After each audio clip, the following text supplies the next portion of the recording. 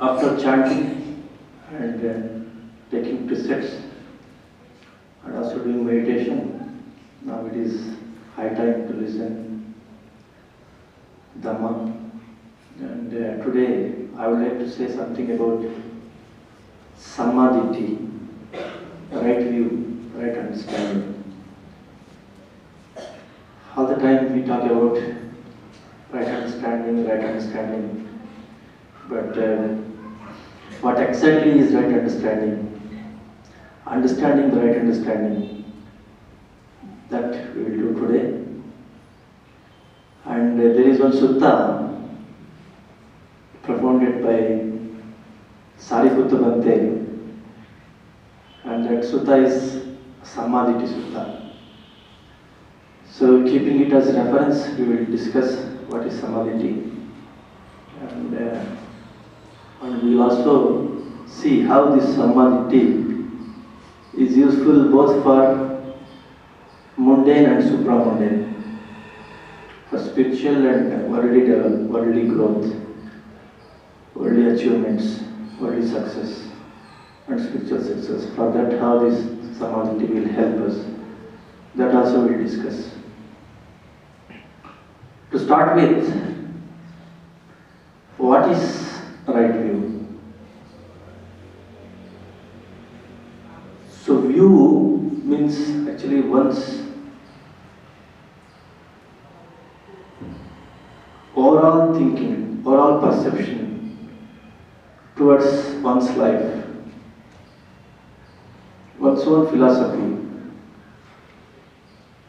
So if the view is wrong, then the whole philosophy, the whole living style will become wrong. So that's why the view should be corrected. The view should be straightened. So that's why the wrong view is defined as a crooked view, a curved view, whereas the opposite of it, Samma Ditthi, is defined as the straightened view. The straightened view. So the view that makes us happy, the view that takes us to success and progress, and the view that emancipates from the misery of this world, that is right view. When the monks requested Venerable Sariputta Bhante, so Sariputta Bhante starts like this. So I'll just quote the exact words of Sariputta Bhante so that the understanding will be more authoritative regarding right view. So when the monks asked Venerable Sariputta Bhante, so what is right view? So before that, Venerable Sariputta Bhante himself asked monks, Venerable monks, one who possesses right understanding, so it is said, in what way monks, a noble disciple, possesses right understanding, whose understanding is direct, is straight, who is endowed with perfect faith in Dhamma and who has reached the ultimate goal of the noble Dhamma. For that the monks replied, Venerable Sir, even from far off places we would come here in order to learn from the Venerable Sariputta the meaning of this exposition. It would be good if the Venerable Sariputta will explain the meaning of this exposition so that, having heard it from Venerable Sariputta Bhante, monks will keep it in their minds. So after this request, so Venerable Sariputta Bhante says, so please listen, and he says, when monks, a noble disciple wisely understands the unwholesome and the root of unwholesome, the wholesome and the root of wholesome, then you can say that he possesses right understanding. So this is the first approach to understand this right understanding, to understand this right view. What is the first approach? To know what is unwholesome and the root of unwholesome, what is wholesome and the root of wholesome. So what is unwholesome?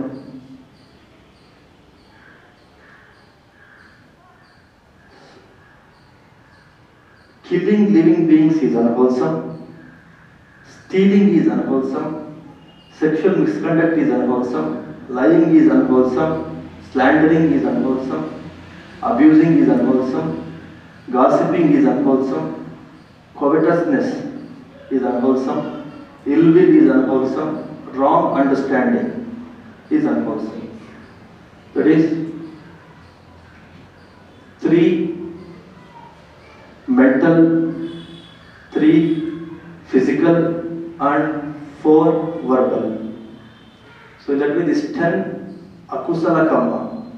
So this is unwholesome. And what is the root of this unwholesome? The root of this unwholesome is the greed is the root of unwholesome. Hatred is the root of unwholesome. And delusion is the root of unwholesome. So if one is clear with this, then he is moving towards right view, right understanding. Then what is wholesome? The wholesome is the opposite of this. Abstaining from killing, abstaining from stealing, similarly abstaining from sexual misconduct, refraining from lying, refraining from slandering, refraining from abusive speech, refraining from gossiping, refraining from non-covetousness, that is refraining from covetousness, that is non-covetousness is wholesome. So non-ill will is wholesome, and right understanding, not having wrong view is wholesome. And what is the root of wholesome? It's again simple. Non-greed, non-hatred, and non-delusion. This is the root of wholesome. So if one understands this unwholesome and the root of unwholesome, wholesome and the root of wholesome, then he is moving towards the right view. And this holistic approach is one of the aspects of right view. There is one more aspect in this right view, in establishing in right view, and that other aspect is the realistic approach. The realistic approach one can develop by knowing the reality of the life, by knowing the realities of the life. And that again is about to know the 4 noble truths.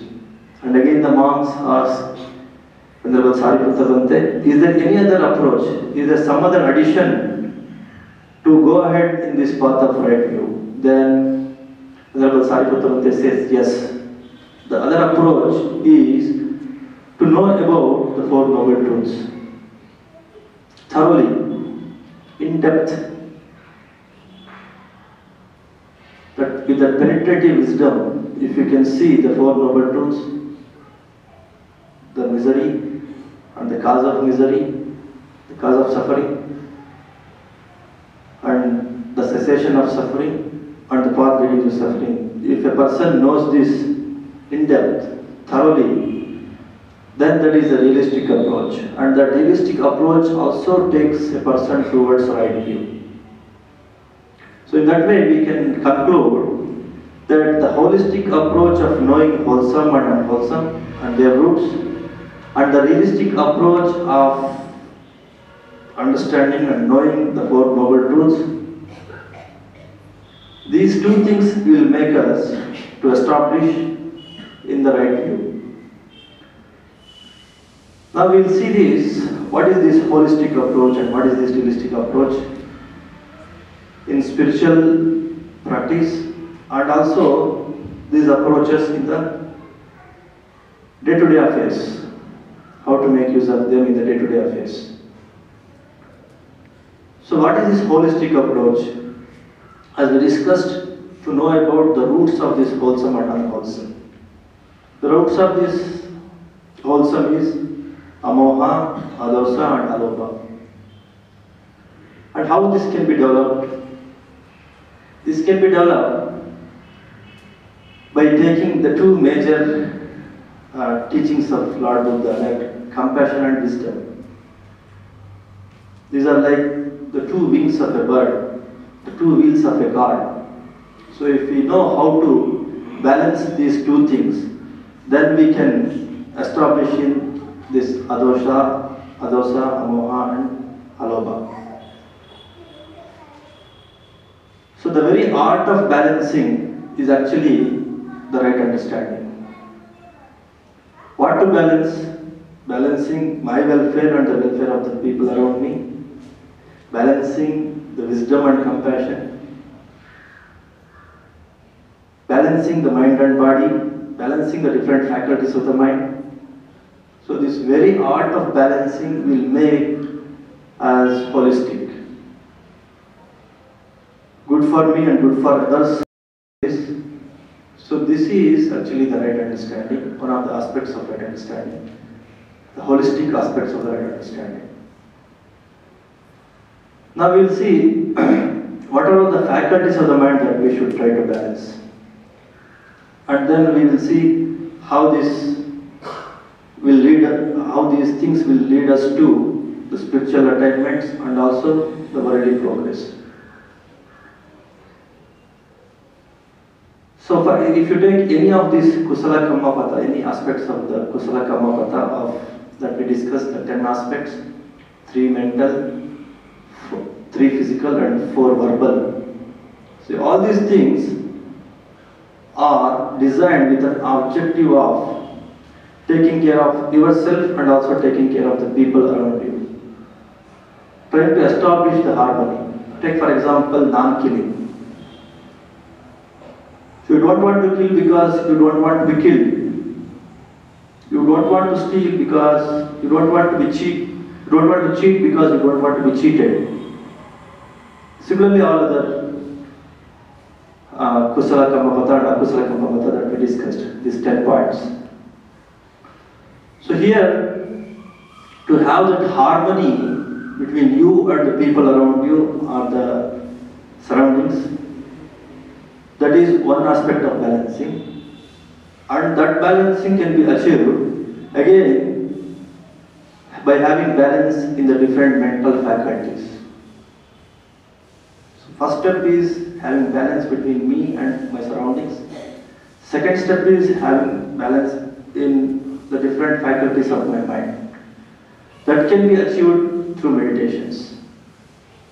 So the teachings of Buddha help us in establishing in this universal love or universal understanding of my part in this existence and how I can tune with the existence.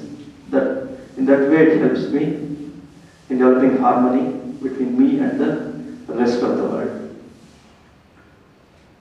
And the second step, the meditations of Lord Buddha, it helps us in balancing the faculties of the mind. Some meditation masters under Lady Sayadaw's tradition, Bhante Lady Sayadaw's tradition, they say and they clearly explain the different faculties of the mind, like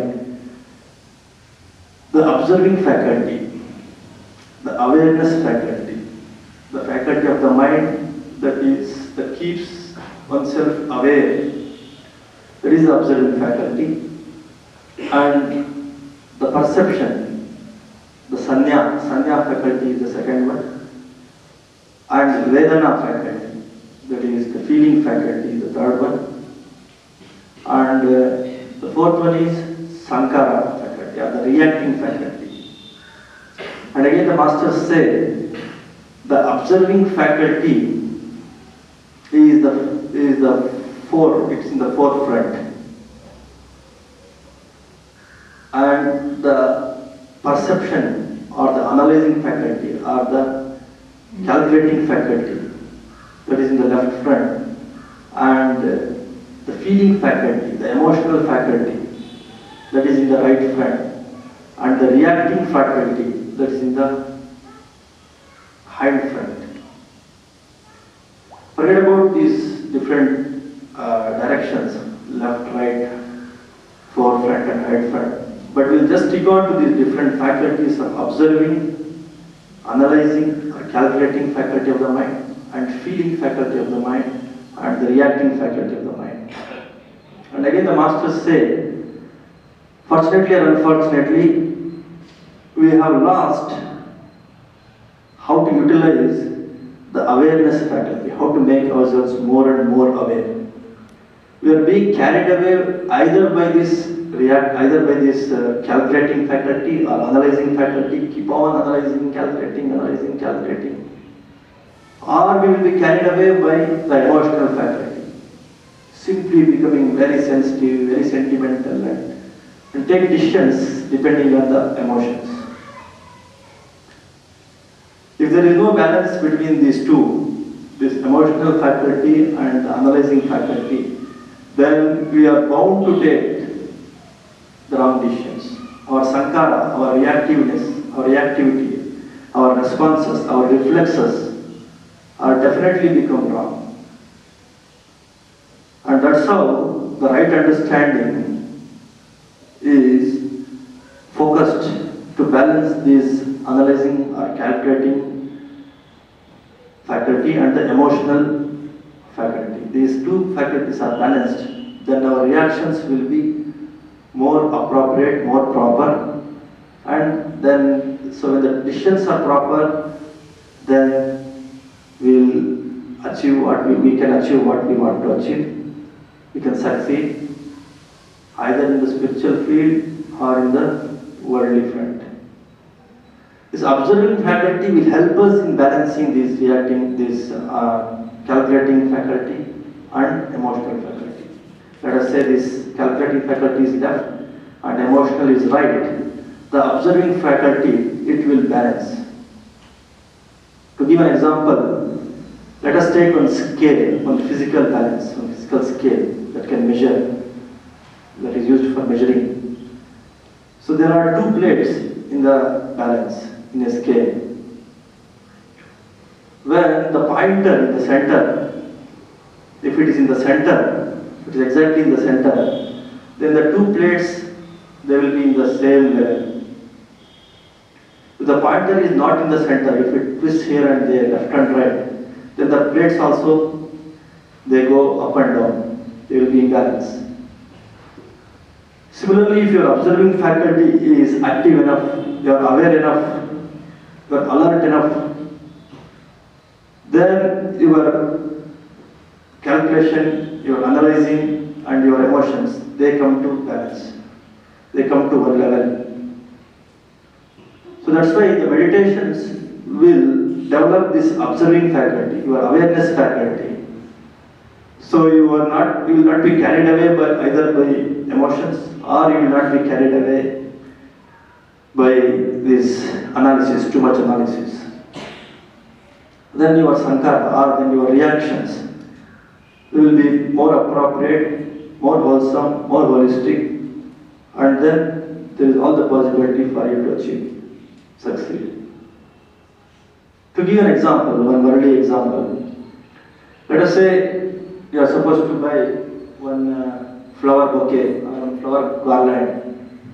You go to one flower stall and you see the arrangement of the flowers, and the size and the length and everything is it's very appealing. You are thrilled with that garland or you are thrilled with that bouquet.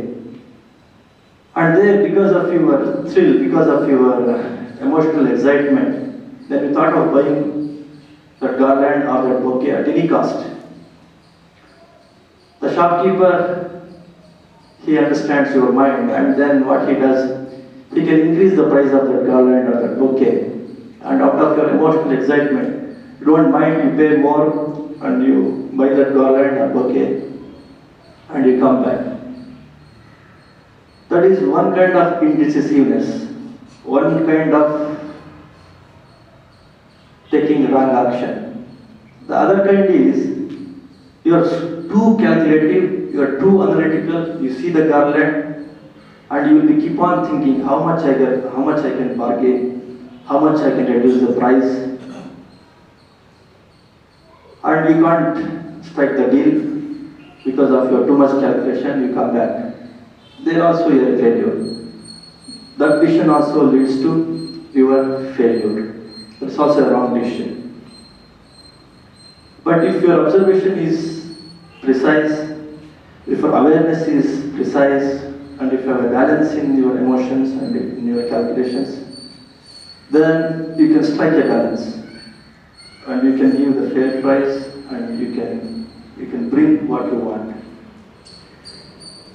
So in that way, the observations, the observing faculty and the meditations will make us to develop this balance in this calculating mind and the emotional mind, and naturally your sankharas will be wholesome. Your sankharas or your reactions or your reflexes, they become wholesome.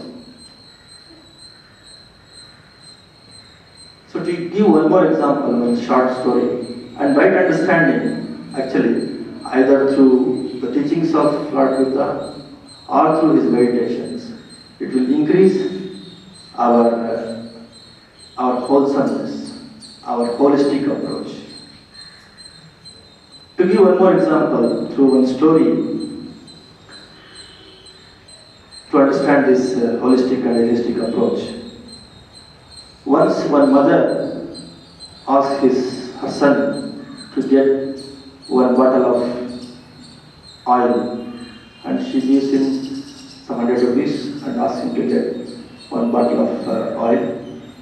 And the son goes and he buys one bottle of oil, and unfortunately he falls down and he spills out half of the oil from the bottle. But he has this emotional faculty, stronger emotional faculty, and he has a positive thinking. The people who are very emotional, they have positive thinking. Everywhere they see what they have instead of what they don't have. So this boy, he sees, I have spared 50% of the oil. So happy. And he says, he comes back and he tells his mother that I spared 50% of the oil. Alright, he is a young boy, he is so happy, let me not bother. The mother decides and asks her other son to go and get one bottle of oil. And the other son also goes there and he buys one more bottle of oil. And this fellow also falls down. And the same thing happens. He also can able to spare half of the oil. But he is a very calculating person, very analytical, very calculating person. And some people say it's pessimism also, negative thinking, pessimism. He says that, oh, I have lost half of the oil, I have lost half of the oil. And weeping, crying, he comes to his mother and says, I have lost half of the oil. Alright, forget about it. Then again, story, she tells one more son, third son, and he also goes, he also gets a bottle of oil, and he also falls down. And he also spares half of the oil. But he is a son of Buddha or a Buddhist, we can say. He has this right understanding. He has this balance in the emotions and calculations. He has this observing faculty. He has this strong observing faculty. And his reactions are also wholesome. And that wholesomeness can be seen in his approach towards this incident of falling down and losing the oil. And he comes back and he says to his mother, Mother, I fell down, I lost half of the oil. But I will work on this. I will work for one day, I earn some 50 rupees, and I'll see that the remaining half of the oil can be purchased, can be brought, and then I can give it to you. This is the realistic approach. The realistic approach is not just positivity. The realistic approach is not just negativity. The realistic approach is to see what the situation is, and to see the conditions around that situation, around that phenomena, around that problem, and to act accordingly. Realism takes a person to workism. The person who is realist, he only can take an action. A person who is carried away by positive thinking or optimistic thoughts, a person who is carried away by negative thinking, pessimistic thoughts, he will definitely end up in confusion. And that confused state of mind is, of course, a wrong view. A person with wrong view is always a non-realist, there is a non-holistic approach, and there is no workism also in the wrong view. That's why all 84,000 Dhammakandas of the Lord, supremely enlightened, and all his meditations are targeted to develop this right understanding. As we see, the cause of dukkha in paticca samuppada, in dependent origination, the root goes to ignorance. Avidya is the root of your dukkha. There are so many intermediate steps, but the ultimate root is avidya. The very effective tool to strike, to combat this avidya is the right understanding.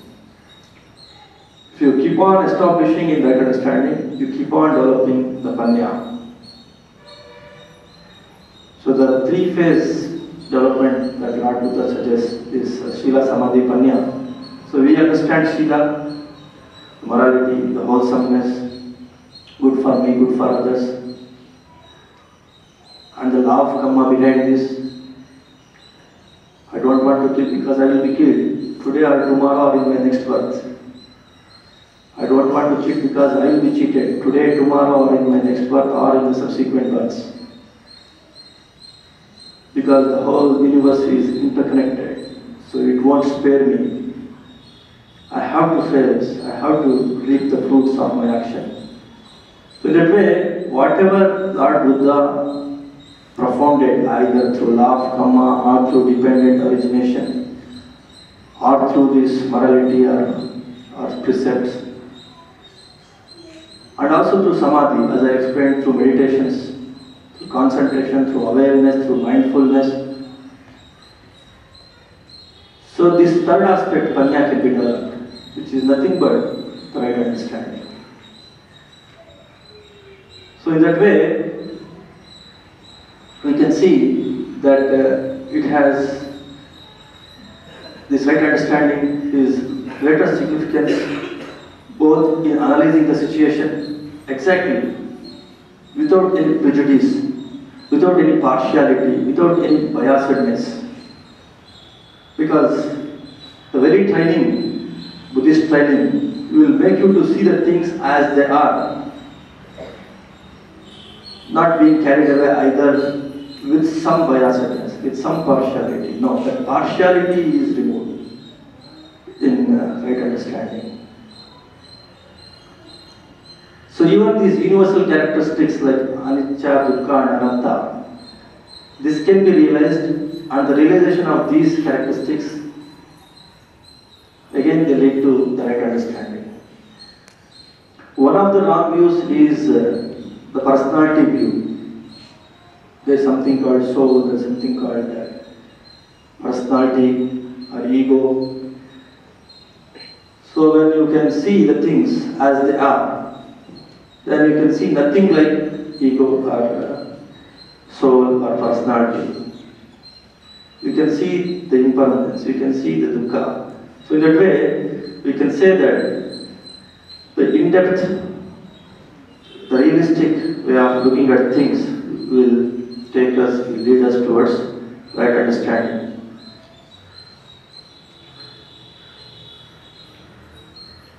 So again, in the second aspect of this Samadhi Sutta, Venerable Samma Bhante, he says how each and every link of dependent origination, how aging and death, how the birth, how the becoming, the bhava, how clinging, how craving, how